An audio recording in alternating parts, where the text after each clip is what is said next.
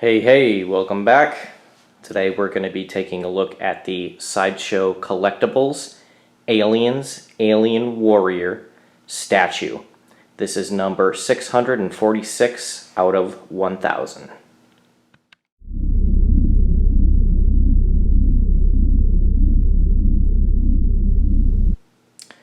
Like we always do, we'll start off by taking a look at the box that this particular collectible comes in. On the front, we have an image of the statue itself, showcasing the xenomorph warrior from the movie Aliens. There's a lot of nice blues, blacks, really reflecting off the statue. The lighting is great, very reminiscent to that James Cameron directing style. Down here we have the Aliens logo, Alien Warrior, Sideshow statue, and down here we have in association with whatever company that is. That is the front of the package. It's a very large box. Here you have some detail of, I don't know what, I know down at the bottom right that is part of the statue. This is just some like tuberosities, like that mechanical type looking design that the aliens are known for. This is interesting, this design. You obviously have the face of a xenomorph. Not sure what that design is though. It's really cool looking. Sideshow always does a great job with their boxing.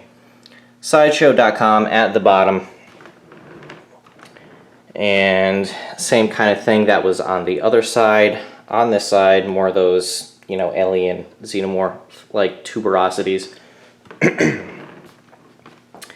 And same kind of thing back here on the front. And if we want to take a look at the box, like I said, it's a huge box.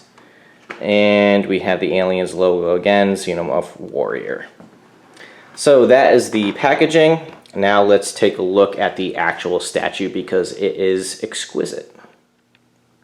So let's take a closer look at this bad boy. Now when you get the statue, it comes essentially in two parts. You have the Xenomorph Warrior and you have the base that it comes on. So the Xenomorph Warrior piece has two pegs, one under each foot, and there are slots on the base where you slide those pegs into the slots for the whole the mounting experience. When I received mine, however, this foot did not line up with the hole, so I very reluctantly had to kind of almost force it just a little bit. It was off by just like a centimeter or two, but luckily I was able to get it in with no problems. I was really worried about this this hip joint here on the anterior side cracking or anything like that. That luckily did not happen at all, so I was really lucky that nothing broke. Everything worked out okay. And then when you are getting the xenomorph on the base, the tail is super long. I mean, the tail obviously wasn't this long in the movie.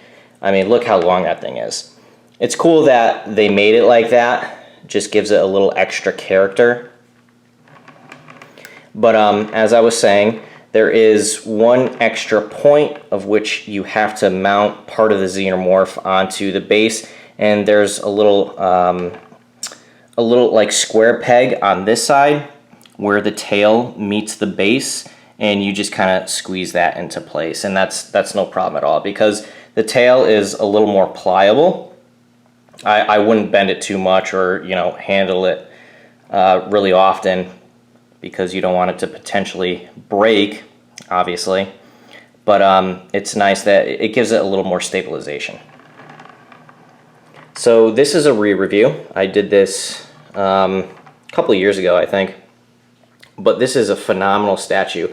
I'm really satisfied that I got this. Like I said, this is number 646 out of 1,000 made worldwide. So if we get some closer looks at the Xenomorph, really nice job by Sideshow. You get that inner jaw that all the Xenomorphs have. The coloring of the tendons around the mouth are more of a brownish beige, but I like it. And the Xenomorph itself, it has that more insectoid look of the dome that James Cameron kind of introduced in the Aliens film, as opposed to the Big Chap where it had the translucent dome. But look at the details of all the biomechanical type tuberosities and pipes and different things. The alien, the Xenomorph, is such a very cool creature, such a unique monster that was introduced to us in the late 70s. Thank you, H.R. Giger. You have the 4 posterior tuberosities and that kind of superior fin off the back. And I'm not sure if you can tell by the lighting, but there's a lot of almost like airbrush striping that's done on this statue. It just looks so cool, and Sideshow did such a phenomenal job with this. I love the pose of this particular statue as well, how it's crouching on its base, looking like it's about to pounce on one of the Marines from the movie. Very nice. Take a look at the hands. Very cool. They have the silver fingernails, and it almost like those fused digits here, making 3 opposable digits, but you can see how there's kind of like 2 fused into 1. Very cool design. I know the lighting isn't ideal in here. There's probably a lot of shadow and whatnot, but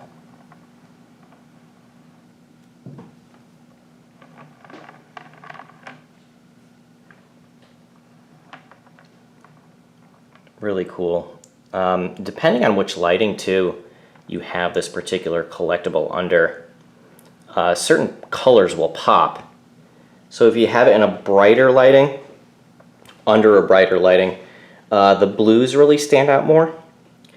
And I know when they were shooting this, the costumes that the actors were wearing were more brown. The Xenomorphs, I think James Cameron said, because of the lighting he used, you can tell in his like Terminator films and things like that, he tends to use a lot of blue background lighting. And I think that gave the appearance of the Xenomorphs to be more blue in color, just because that blue light was reflecting off the costumes. Correct me if I'm wrong. I know there's a lot of like geeks out there that would probably correct me.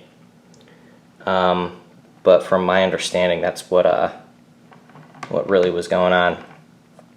Now the base itself is interesting.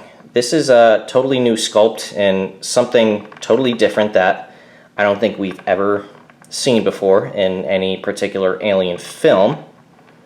But it does give off the appearance of being like the that kind of cocoon material that the Xenomorphs would make when they were habiting a specific area. But it's got a much more purple color. I really don't know how to describe it. It looks like it would fit, obviously, in a, you know, a Xenomorph lair.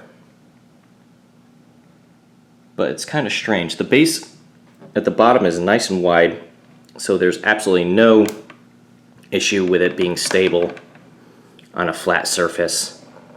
You don't have to worry about it falling, tipping over, or whatever.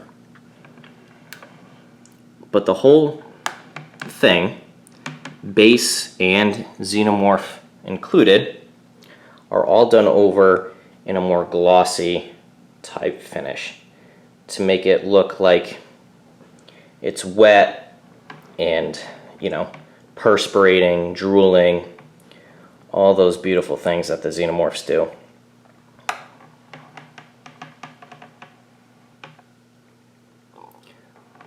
With statues, you know, there's because they're static, there's really not a whole lot to say. I mean, if this thing, you know, had articulation, or if there were certain flaws that I saw, I would certainly point them out, you know me. But this is nearly perfect. I love it. I think the Xenomorph Warrior from Aliens, Sideshow did a great job representing it in statue form. Just overall so cool to have in your collection if you're an Alien fan. I mean, come on. Come on, man.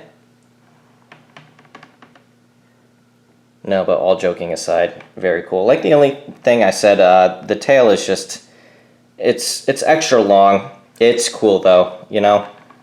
I mean, if I'm gonna nitpick, that's the one and only thing I would kind of knock it for. But other than that, this thing is absolutely beautiful. So that is kind of my re-review of the Sideshow Collectibles Xenomorph Warrior statue. Like I said, this is number 646 out of 1,000, and it's a phenomenal piece. If you can come across one now, I would suggest picking it up if you can afford it and you're a huge Alien/Aliens fan. So thank you for watching. As always, I really appreciate it, and we'll catch you on the flip side.